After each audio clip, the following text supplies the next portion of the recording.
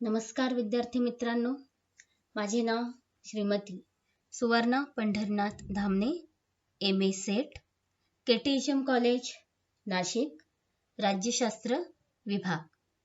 विद्यार्थ्यांनो, आज आपण आंतरराष्ट्रीय राजकारण या विषयातील दुसरे प्रकरण आंतरराष्ट्रीय राजकारणाचे दृष्टिकोन अभ्यासणार आहोत.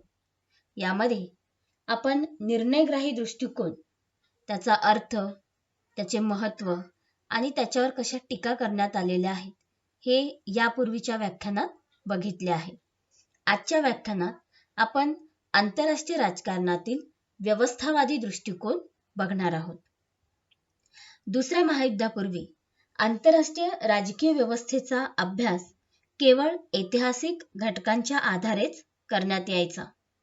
मात्र शास्त्रीय दृष्टिकोनातून आंतरराष्ट्रीय राजकारण आणि त्याचं बदलतं स्वरूप, याशिवाय त्यात घडत जाणारे स्थित्यंतर आहेत, परिवर्तन आहेत, याचा कधीही अभ्यास करण्यात येत नव्हता.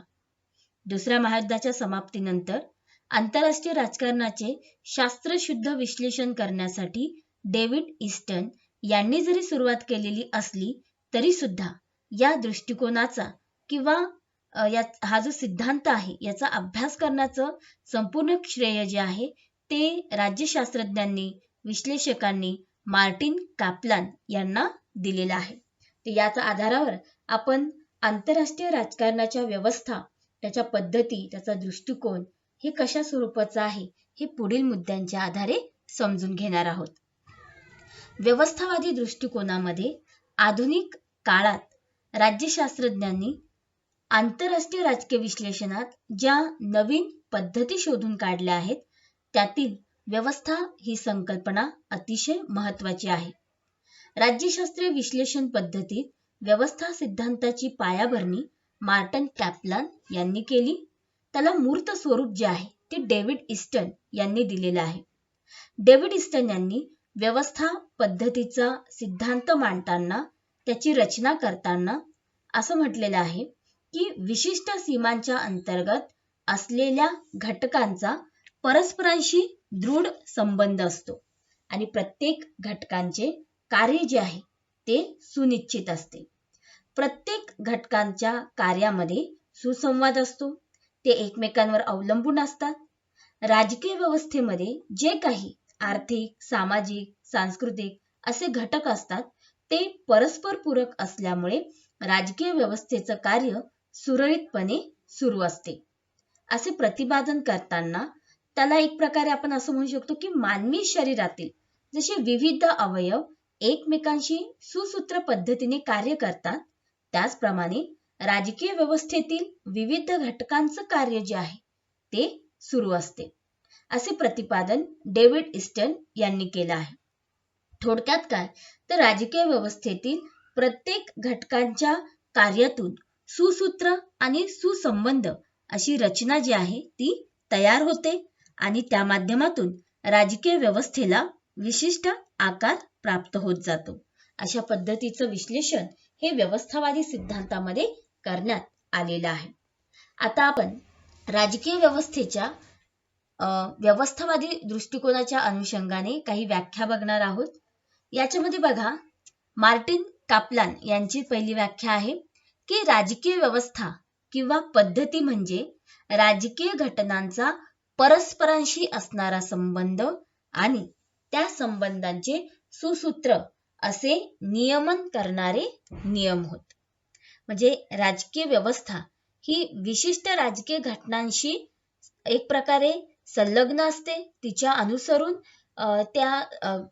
ते जे घटक आहेत ते परस्परांशी संबंधित असतात आणि हे सगळ्यांना एक प्रकारे नियमित करण्यासाठी नियमच असतात किंवा एक पद्धती जी आहे ती निर्माण झालेली असते किंवा तशी व्यवस्था निर्माण होते की राज्य आणि व्यक्ती त्या पद्धतीने वर्तन करायला लागतो.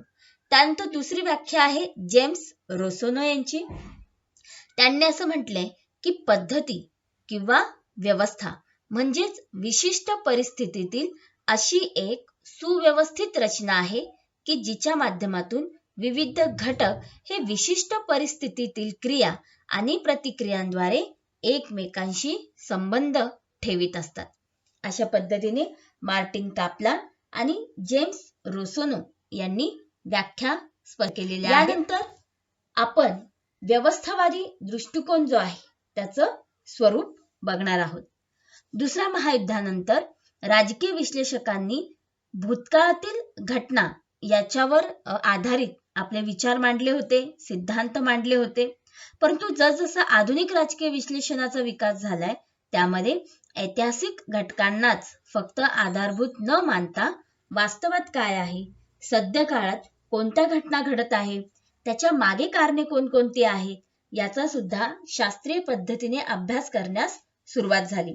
आणि त्याच आधारावर व्यवस्थावादी दृष्टिकोन जो आहे त्याने भूतकाळातील घटनापासून थोडं वेगळं झाला आणि त्यांनी वास्तववादी किंवा नववास्तववादाच्या आधारे मांडणी करायला सुरुवात केली. अशा पद्धतीने मग व्यवस्थावादी सिद्धांत हा 20व्या शतकाच्या उत्तरार्धात मांडण्यात आलेला असून त्याचं स्वरूप कसं आहे हे आपण पुढील मुद्द्यांच्या आधारे बघूया. तर पहिला स्वरूप बघताना बघा की व्यवस्थेची माहिती हा त्याचा पहिला मुद्दा आहे. प्राचीन काळापासून ते आधुनिक काळापर्यंत राज्यशास्त्रामध्ये जे काही सिद्धांत मांडण्यात आले ते कोणत्या ना कोणत्या दुसऱ्या राजकीय सिद्धांतावर अवलंबून होते.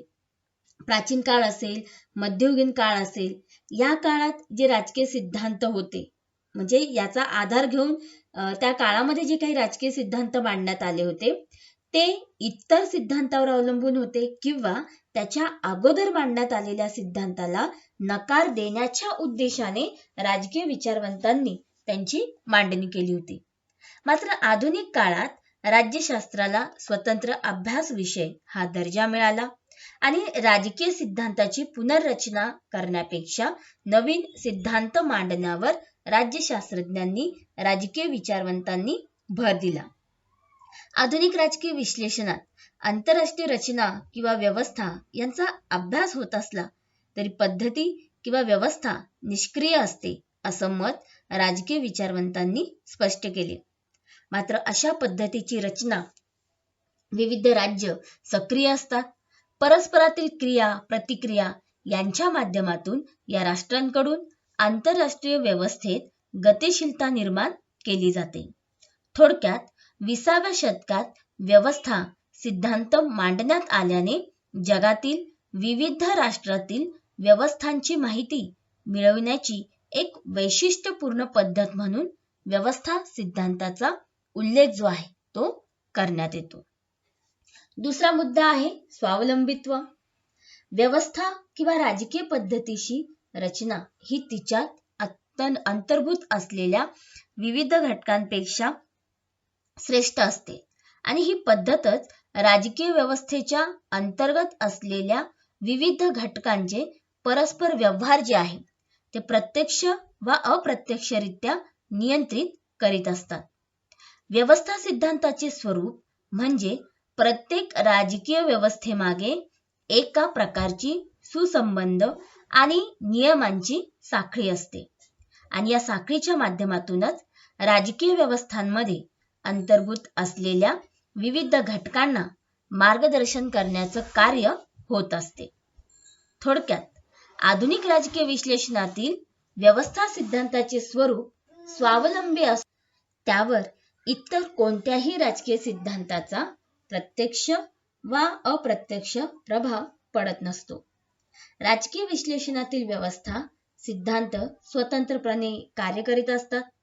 राज्यातील उपव्यवस्थांना योग्य आणि आवश्यक असं मार्गदर्शन करीत असतो. त्यानंतर तिसरा मुद्दा आहे गतिशील संकल्पना. आधुनिक राजकीय विश्लेषणामध्ये व्यवस्थावादी दृष्टिकोन एक गतिशील संकल्पना आहे.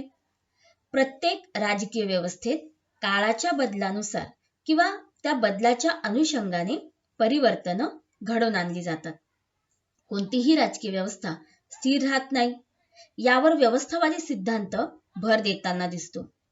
उदाहरण द्यायचे तर आदिम काळात ज्या उद्देशाने राष्ट्रराज्य संकल्पना निर्माण करण्यात आली त्याचप्रमाणे आधुनिक काळात राष्ट्रराज्य ज्यांची निर्मिती करण्यात येत नाही.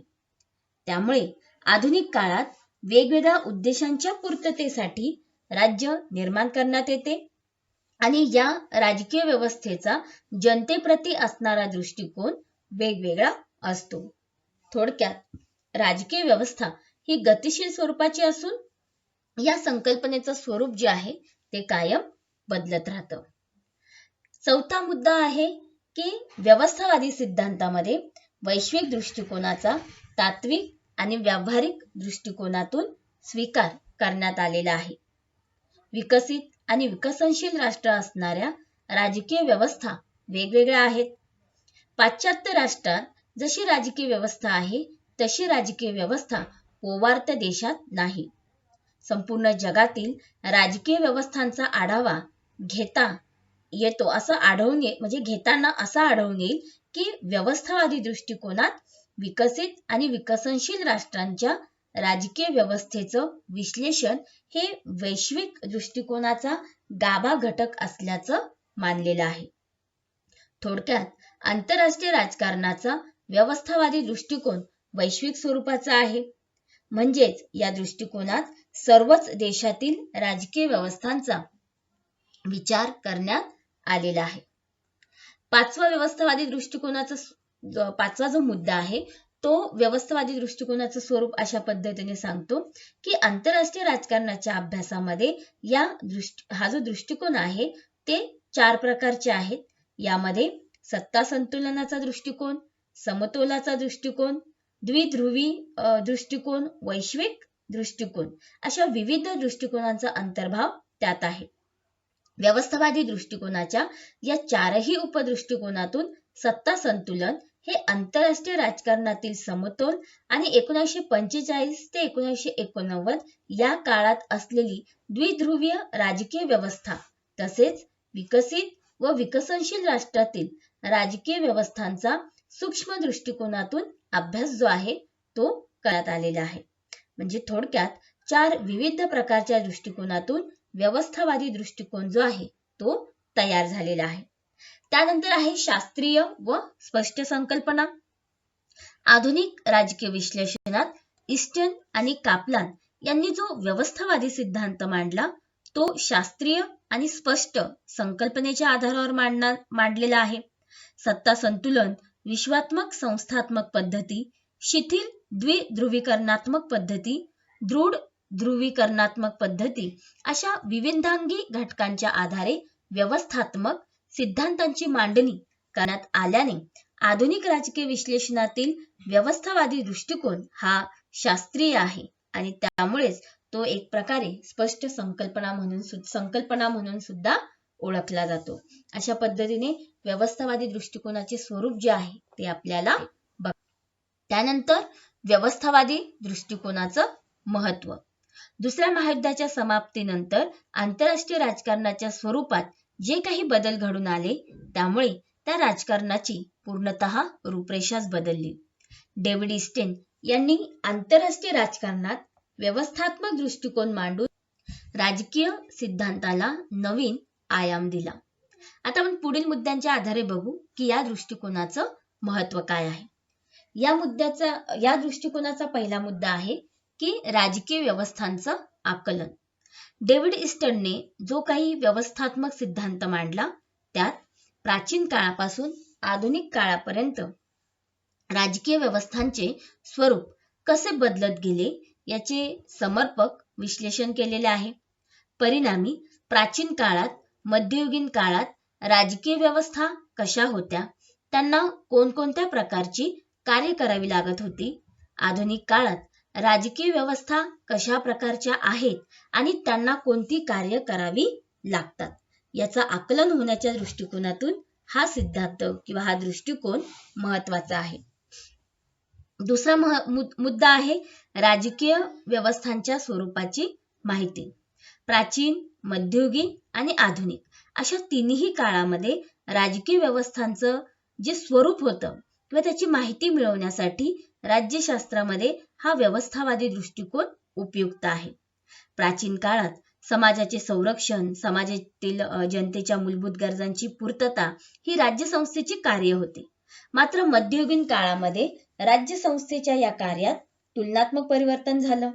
समाजाचे संरक्षण, जनतेच्या मूलभूत गरजांची पूर्तता याबरोबरच राज्य विस्तार करण्याचं कार्य सुद्धा राजकीय व्यवस्थेला करावं लागत होतं. त्याचप्रमाणे राज्याअंतर्गत शांतता सुव्यवस्था राखण्याचं कार्य करणं हा सुद्धा राजकीय व्यवस्थेच्या कार्याचाच भाग होता. आधुनिक काळात राज्याच्या कार्यक्षेत्रात अमाप वाढ झालेली असून प्रत्येक विकसित व विकसनशील राष्ट्राला विविधांगी कार्य करावी लागतात. लोकांच्या मूलभूत हक्कांचं संरक्षण करणं, महत्तम सामाजिक हित साधणं, समाजातील वंचित, उपेक्षित घटकांना सामाजिक व आर्थिक न्याय मिळवून देणे अशी विविधांगी कार्य राज्याला करावी लागत आहेत. थोडक्यात राजकीय व्यवस्थांमध्ये झालेले बदल आणि त्याचे बदललेले स्वरूप याचे आकलन होण्याच्या दृष्टीने आंतरराष्ट्रीय राजकारणाचा व्यवस्थावादी सिद्धांत हा उपयुक्त आणि महत्वाचा आहे.